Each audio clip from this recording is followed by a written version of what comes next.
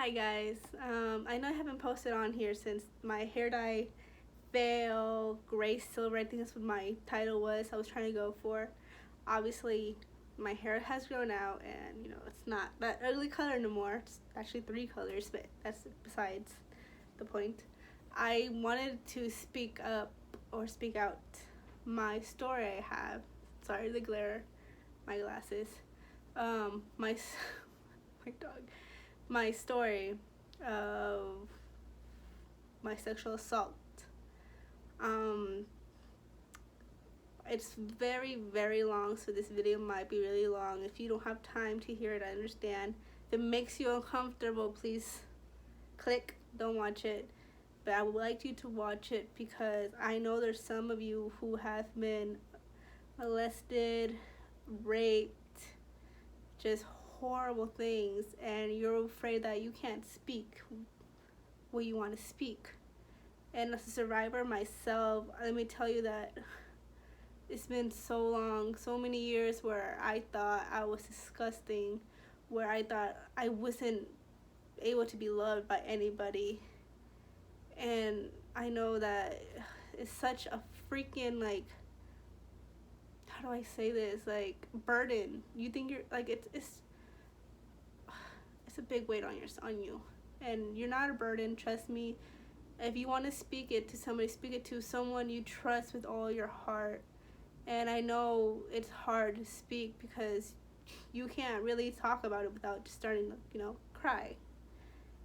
And well, so many people out there say, just get over it. Just get over it. Like, stop talking about it. Then if it makes you so unhappy, stop talking about it. But they don't understand that talking about it helps us. They don't understand that we need to speak to you guys or them about what happened to us so they can understand why we don't want to be touched, why we don't want to see those sexual stuff on TV, on movies, because it's really hard for us. No, we're not acting it. We're not saying, oh, boo-hoo, look, bad scene, sexual scenes. It's honestly hard for us to watch it.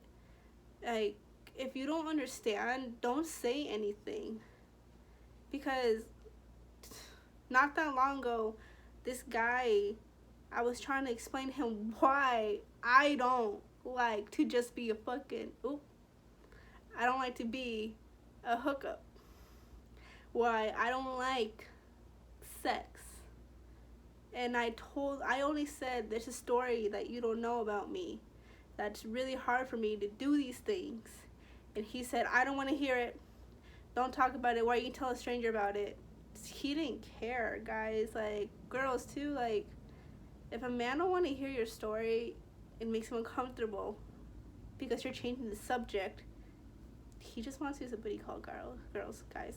Sorry, I'm nervous. I'm stalling a lot, as you can tell. It's been like 3 minutes, but okay. I don't. This all started when my mom met my stepdad. They never got married, but he was my life since I was 5. I was 5 years old when I met him. I remember this not 100%, but I remember we were in Oceanside visiting somebody. At that moment, I didn't know who it was. We were visiting, and my mom knocked at the door. This guy opened the door, which was my rapist. He opened the door, and he said hi to both of us, and he hugged my mom, he kissed my mom. And from the moment I saw him, I hated him. Not just because, it was just me and my mom for a while, and I was jealous, because that's my mom. It's just something about him, his face, it looked scary. I didn't like him. Little did I know that he was going to move in with us. And then, 3 years later, my mom gets pregnant by him. And then that's when it started at 8 years old. I don't remember what led up to it, but I remember kind of that I did something wrong. I either stole something or I broke something.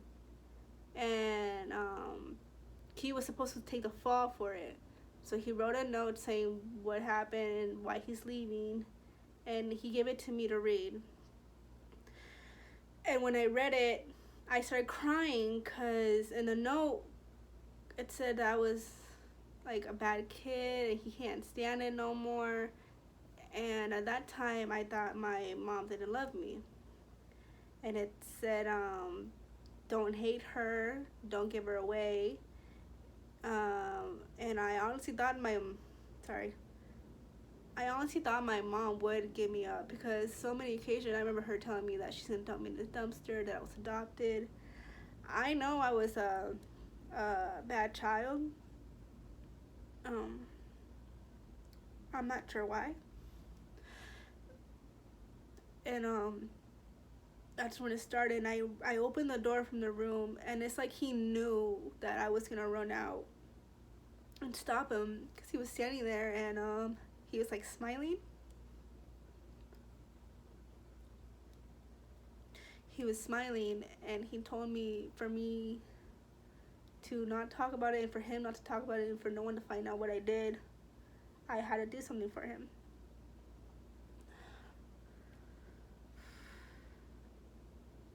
And he told me I had to touch him, hand job.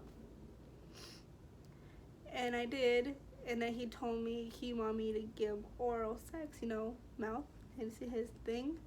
And it only lasted for a few minutes, but as a kid, it lasted forever. I didn't know what to do. I wanted to throw up. And from there, I felt disgusted. Like, my mom wouldn't believe me because, I was a liar for most of my life. Like every child is. But I was the liar that said, I never stole your money, Mom. And I remember stealing $100, $50 from my mom because I wanted candy, hot Cheetos, because we were living next to a 7-Eleven at that time. And I was just not a good child, and I feel like that's why I felt like my mom wouldn't believe me. And as the years came on, it started getting worse. He started making me give him out, oral sex more often, and he would touch me. And by 4th grade, I was already developed, already had, boobs. And he would graze his stupid stick against my vaginal area. And the worst part of this is I believe I was 9 years old or 10. My mom was working, and it was just me, him, and my sister. Infant at that time, she was sleeping. I went to the bathroom. The number 2, and I started bleeding. And I don't know why I was bleeding. I was scared. I thought I was dying. I knew what a period was because I already had my period. And I was freaking out. And I screamed. And I called him because he was the only one there. I didn't know what to do. And he checked on it. And obviously, he knew what it was. As a kid, I didn't. And he said, something's wrong with you. And bend over, let me check. And he was actually inspecting it. But next thing you know, he said, something big needs to go in you, so the next time you poop, it doesn't hurt or it doesn't bleed.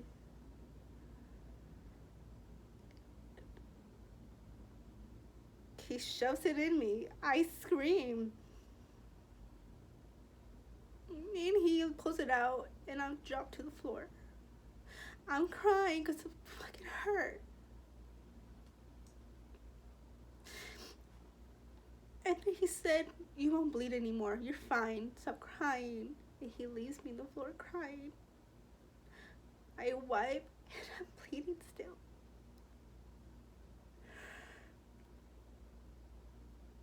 It just gets worse from there. A lot worse. I was in Vista, California. We moved to Temecula, California. And when we were moving there, immigration got him. So he was out of my life for a while. And I didn't think he was going to come back. But he came back, My mom got a coyote, is what it's called, to bring him over the border. Because, she thought she loved him. And, at that time, also, my sister was already 3 years old, and forgot to say that she got pregnant again with my little brother. I remember waking up in the morning, getting ready for school. I walk out, and I just heard my mom come in, and I'm like, oh, my mom's home. She didn't go to work. I'm gonna ask her if I can stay home. I walk out, and she's there, and he's there. And I didn't want my mom to know what's going on because she loved him, and he told me if I ever spoke that he would kill my mom, my siblings, and then me. And then he'll kill himself so he doesn't get arrested. Let me tell you, this guy was crazy. Really crazy. He would beat my mom when she was pregnant with my sister. He would beat me. So I believed it. I remember I ran at him thinking like, oh, ha ha ha, I'm happy. He's here. Gave him a hug. And then I went to school. And for the whole day, I was not physically, mentally there. I was physically there, but I wasn't there. I just didn't want to come home.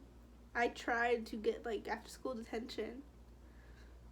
But I was, I guess, a good kid at school. I didn't do anything wrong. I didn't have friends to talk to during class. I was really to myself. My whole life I've been to myself. I've never really had a big group of friends. Maximum friends I've had was 4. I remember I came home and they were eating, they were happy, blah, blah, blah.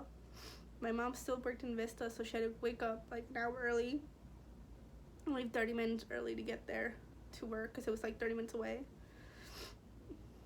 I remember him coming to my room and getting me from my room, take me to his bedroom and my mom's bedroom. And that's where he raped me from the front.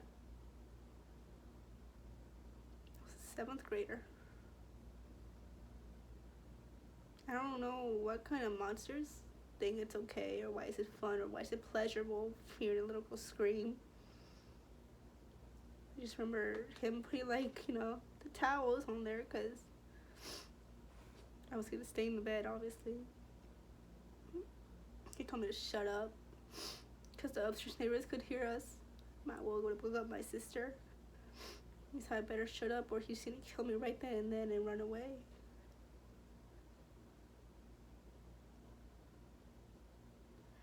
That lasted until I was 15.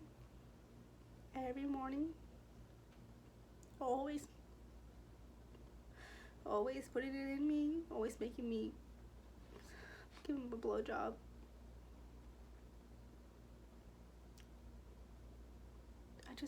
I just don't know, what I did.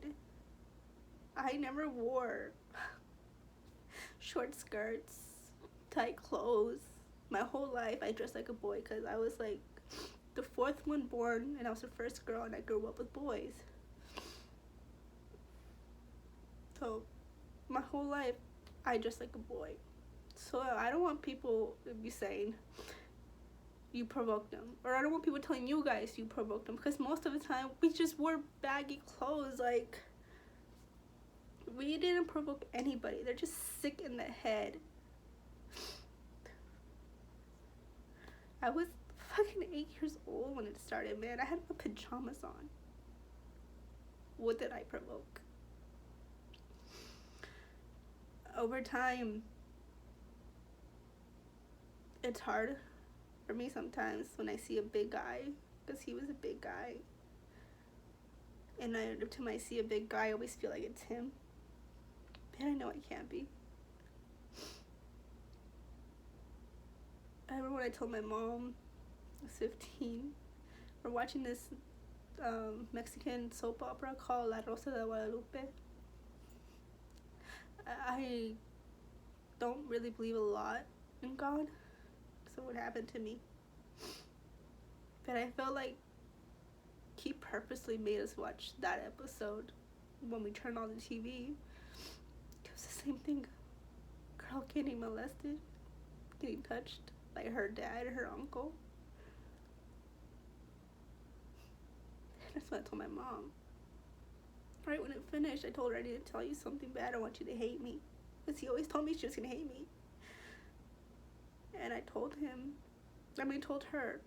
Only because at this time, immigration took him again. And my mom was saving up money to help him. And I told myself I had to tell her now. Or the next time he comes and he does it to me, I'll kill myself. And I told her, and she started crying. I started crying. She hugged me. She called her sister, which is my aunt. And I felt so relieved because he wasn't coming back. I was so happy because he was no longer going to be there physically. But he did try to call my mom. Say, don't listen to her. You know, she's a fucking liar. You know, you can't trust her. But why would I lie about that? Yes, I've lied to her before, but it's always because, oh, I didn't take the hot Cheetos, Mom. I didn't drink the soda, Mom. Oh, no, I didn't take the money, Mom. And sadly, because of that, of all the things I did to her as a child, I felt like we couldn't trust her. I felt like she wouldn't care. She wouldn't believe me. And the funny thing is, my mom told me she knew something was wrong with me because every time he came in the room, I was afraid. But we were all afraid of him. We were all afraid of him. She told me that she didn't love him anymore. She only stayed with him because she thought me, my sister, and my brother loved him so much. And I said I hated him from the moment I met him. Never loved him. I never spoke because I thought she and my siblings loved him a lot. And I felt like if I were to break that family apart, how can I forgive myself? I remember one time I actually thought about killing myself. But then I thought, what if he does it to my sister? What if he hurts my mom more? I'd rather him take it out on me than take it out on them. He did so much damage to me. Why would I want him to hurt my siblings? Many years passed, and we finally decided to tell my sister. Not that long ago, we told my brother, because he kept asking about where's his dad. We needed to tell him the truth because he's 13 now. He wouldn't stop crying because he didn't think his father would do something like that. To this age right now, I'm 24, about to be 25. This happened to me when I was 8. Got really bad at 15 because at 15, I had these nightmares. They would not go away. Every morning, I would wake up crying. I didn't want anybody to touch me. I think that's why I guess I lost my supposedly friends, because I didn't want them to know, and they knew something was wrong with me. But because I didn't want to tell them my story yet, they said I'm not a good friend for not letting them know what's wrong with me.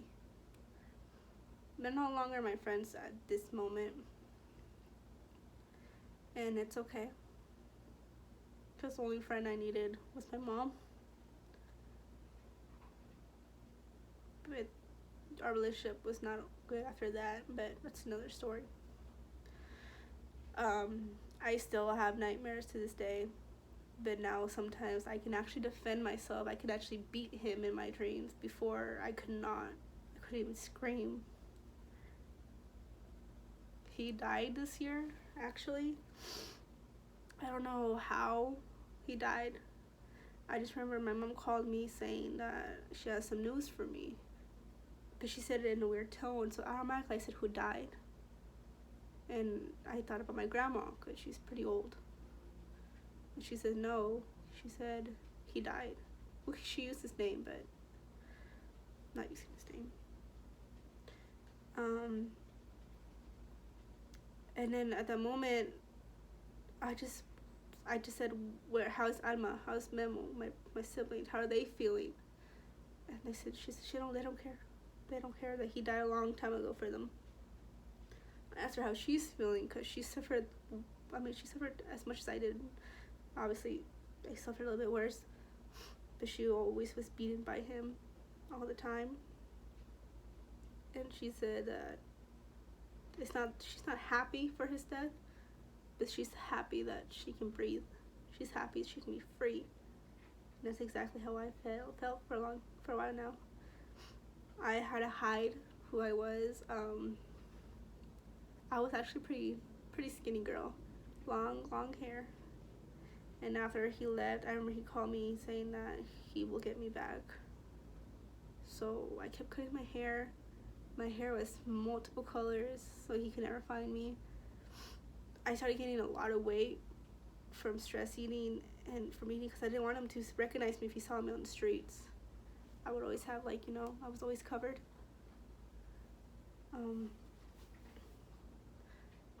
And even I know that he's dead now, I swear I could hear his voice at times when I'm not thinking. When I'm just zoned out, I feel like I hear him whisper my name. But I know it's just in my head. I know I'm not okay still. But I've gotten a lot better now. I've had relationships. I've actually decided to have sex when I think I was 19 years old. I told everybody that's how I lost my virginity, even though it's not true, but that's how I see it. That was my decision. That's how I lost my virginity. Sadly, it wasn't to the guy I love. I did love a guy. Best guy ever. I messed it up because I was still messed up in the head. I can say he was the love of my life. He was the only guy I loved. To this day, I have not loved anybody's loved of him. I was 18. He was younger than me. But I've had boyfriends. They haven't lasted as long as that one did. I didn't really let the other ones touch me as much because I don't know. Like I said, I had sex with people I loved. And the first guy I had sex with, I thought I loved him, He was older than me, and I was like, oh, you guy thinks I'm cute, even though I think I look like a shroom. You guys and girls, both men, women, you guys would get over it, kinda, you know what I mean? Like, I get triggered by his name, or by a name of his name, when I see guys that look similar like him. When I hear the R word with rape on TV a lot. I can't even watch 13 Reasons Why without freaking out completely. I watch it with my cousin, my little cousin. I live with my aunt, actually. I watch it with them. I hold their hands because it's actually a good show and a good message. It makes me feel strong because even through everything I've been through, a lot of people kill themselves for it. I got stronger, a lot stronger.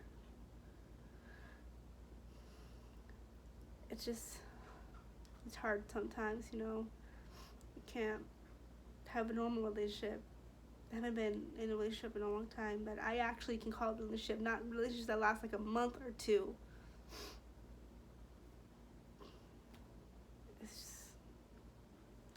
I just want you guys to know that you guys are not alone. Always talk to someone that you can trust completely. Even if it's a friend, it's your age. It don't have to be an adult. It don't have to be your parents. It can just be someone that you trust and you love a lot. I didn't have that. I didn't have people to talk to without them judging me or feeling sorry for me. I just wanted them to hear me, and like, even if I'm calling them, I want them just to listen to me, telling me like I know it's gonna be okay, but it feels so much better when someone else says it. When someone else hugs you and tells you it's gonna be okay. I didn't have that. Like, again, I didn't have friends. My mom, I guess, got tired of or annoyed of me crying about it every time. And I forgave her already. I'm good with her now. But I feel like if that didn't happen, probably me and my mom would be a lot more closer than we are right now. When people talk about my story, like when they try to give me examples saying I'm a strong woman even though what I went through, the moment they say that, for some reason, makes me sad. I remember one time my uncle, my aunt, my uncle, they were in my house for Christmas, and they were talking about me, because they were talking about me moving in with them, because, you know, my mom. And I remember my uncle saying something like, you're a strong woman, especially through what you went through, and I'm sorry you went what you went through. And I wish you didn't. But the moment he said that, I started crying. Sometimes people just say that you're a strong woman, even though they don't know my story. I'm okay, but since he knew my story, I started crying and crying. My mom hugged me, and I made it worse. Because I don't really get hugs that much from her. Or hugs in general. I don't like to be touched still. A lot. But it feels good talking about it when someone tells you about it. And it tells you how you're feeling lately. Because they know your story. They know what you're going through. And they ask you how you're feeling. And sometimes it's overwhelming. And sometimes you're fine. I know this is a long video, guys. I'm sorry. I'm still new at this talking, but I mean, I'll try to edit. I just wanted to say, guys, that if you guys know me or knew me, 'cause now you know why I was how I was. Always to myself, or I try to be this, girl who I'm not really was, trying too hard to be cool, I guess you can say, because I didn't know how to act normal for you guys not to see the pain I was going through every day. And if you know somebody that's acting similar, I guess, and know there's something wrong with them the moment you touch them, and they go like this, something's wrong with their mind, in their head, and something's wrong with their lives. It don't have to be that they were molested or raped. It could be that they're being beaten at home and they just don't want to be touched. Don't tell other people, get over it, you'll be okay. Don't think about it too much. You can't say that, because sometimes we're not thinking about it. And one thing triggers it. And that's all we can think about.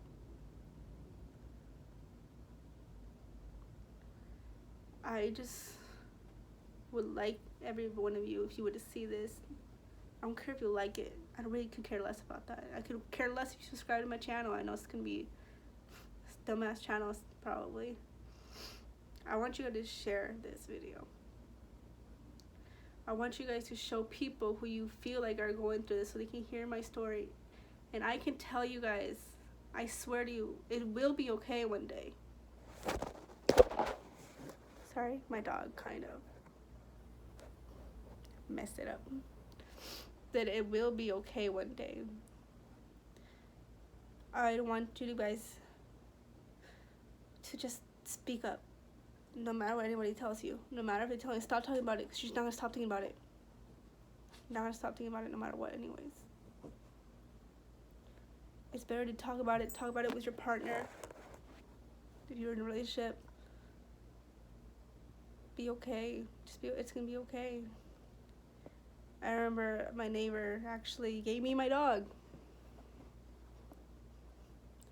Because she knew what I was going through, and she knew no one would listen to me besides her, but she's a mom. She had to work all the time. My dog actually helped me. Actually, I would cry, he would hug me, or lay his face and I would hug him. But my dog actually helped me get through all of it. He's annoying sometimes, but he helps. And just talk, guys. Don't stay silent. We're survivors. And we're continue to be survivors and try to help as many people as we can with our voice. I don't know how we're gonna end the freaking rapist, but they can no longer shut us out. They can no longer shut us up, out, anything. Because the ones who actually survived, like us, one day will make a change. And if you guys actually went through the whole video with me, saw me ugly cry, as some of you would say, thank you. And please share this. Please. See you guys next time.